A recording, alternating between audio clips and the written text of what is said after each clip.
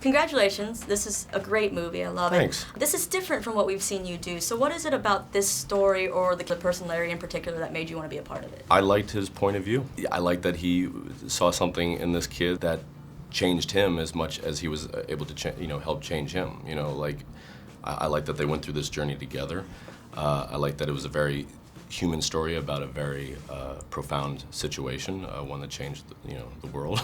I've always been a storyteller. That's who I am first and foremost, and to be able to tell stories of incredible people who've accomplished great things and inspired generations, including myself, I think has just been great. A few years ago, I was approached by a French producer I worked with before, Jean-Charles Levy, about doing a film of his whole life. And when I started going into all the research, I realized I don't think it's a good idea to make a film about someone's whole life. You can't do it. I thought these 3 years were amazing, where he's 19 years old till he's 22, almost 23 there, where he's turning from a boy to a man, and all he wants to do is run as fast as he possibly can, and he's caught up in this huge world of politics and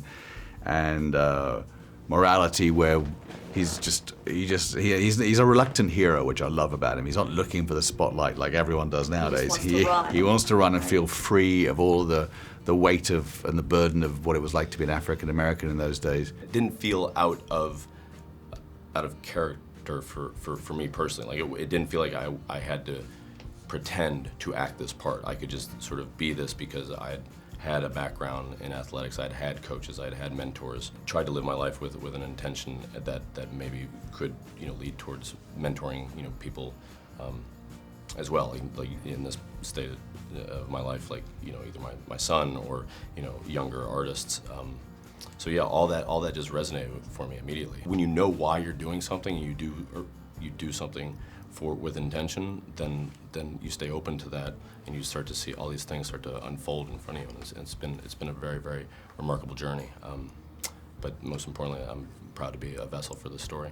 What was the most challenging part of embodying Jesse? Was it the physical aspect or the emotional part? Probably not the physical part, but more so just who he was as a human being. I really tried to accomplish tapping into his humanity. Who he was as a person, as a man, as a father. That stuff was more important to me than who he was even as an athlete. He was such a big humanitarian, and there's so many things about him that people just don't know. So, for me, that was my biggest challenge. And the name of this movie, obviously, it can have multiple meanings. Was that intentional when trying to come up with the name? Yeah, it's best name ever, right? It is, it's great. I mean, it's not just about the African American experience, which is a lot of it. It's about being a Jew in America and or Europe at that time. It's different types of it's about the races. The Nazis are a big part of the story. It's about how they try to brand these, or how they did brand these Olympics as a corporate sort of event.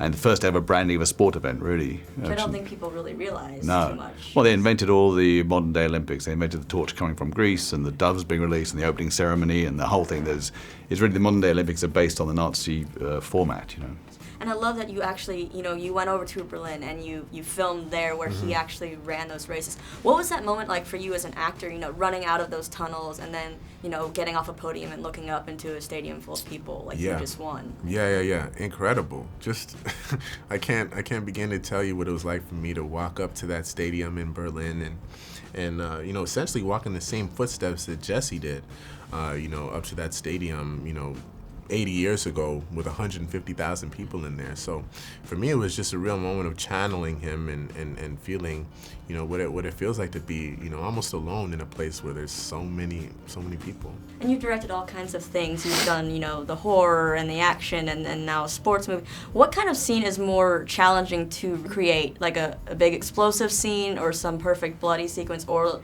one of these races where it has to feel like it's real and happening? I don't think anything is challenging. I mean, I do a lot of comedy. I've done comedy too. I've done drama. I've done the Peter Sellers film, which is a comedy drama. I think you just have to look for authenticity. I think it's hard to get authenticity It's everything else is sort of a little superficial. If you can find the truth in things, that's what you have to do. The racing on this was very complicated because you had a lot of Olympic athletes, and I tried to put the audience in the running seat to see what it feels like to run that fast, because it's not what it looks like when you're watching it on telly. These guys' bodies explode like bombs for 10 seconds. And when you actually watch them for real, you can't believe your eyes. It's like watching a superhero. We didn't get to do karaoke. We were talking about doing karaoke as a crew for a long time. So the first time I see these guys was at night. We're on location. We're in the middle of the forest where we're shooting, and to see these guys come out, it scared the shit out of me.